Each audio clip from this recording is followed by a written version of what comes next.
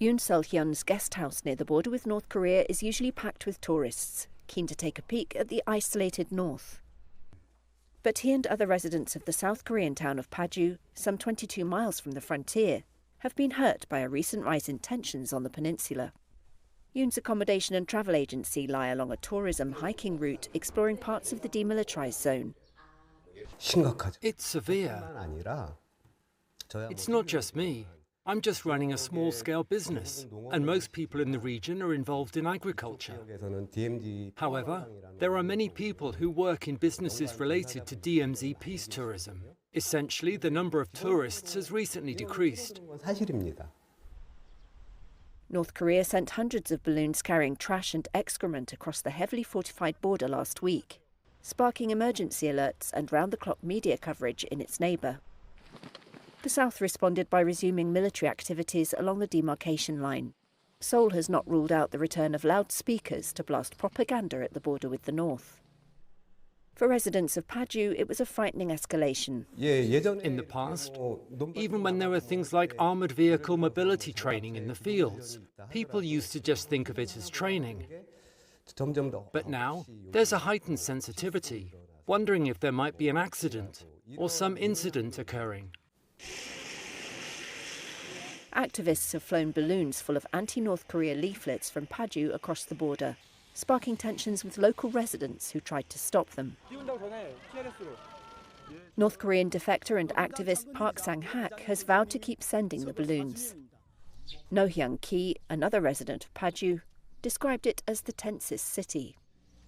Loudspeakers could be reinstalled, right?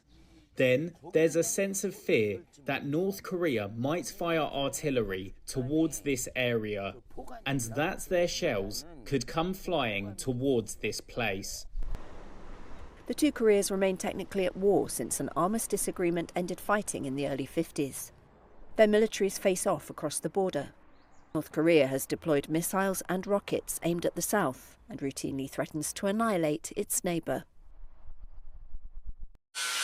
Ukrainian teenager Yelisei Mamonov dreams of going to his country's top technical university, but for now, he is learning by crafting remote-controlled stretchers at his family's workshop to aid wounded troops as Russia's invasion grinds on.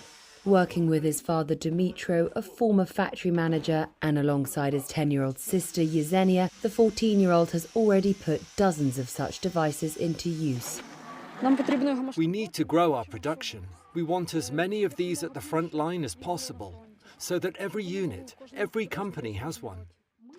The Mamonovs fled the eastern city of Sloviansk shortly after Moscow's February 2022 invasion and set up production in central Ukraine, away from the threat of cluster munitions that once rained down on their neighbourhood. Yezenia says she now plays a vital role on the production line.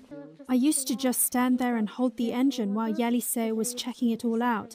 But I have now learned how to do it myself, and now I can connect the electronics on my own. Business is booming, according to wife and mother Oksana, who was also pulled into the project known as Tank Bureau to field orders for frontline troops. She brushes off criticism from family members and others that her kids are missing out on an ordinary childhood. I think that, on the contrary, when they grow up, they'll be thankful because they'll have more skills than others.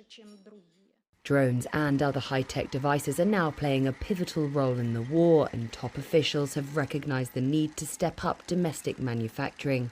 Dmytro wants his family's stretchers to be as widespread as first aid kits. That means mass production. That means we need a proper plan. In order to reach this, we need a radical leap forward. As of now, I'm not able to do that. I need to work on improving them.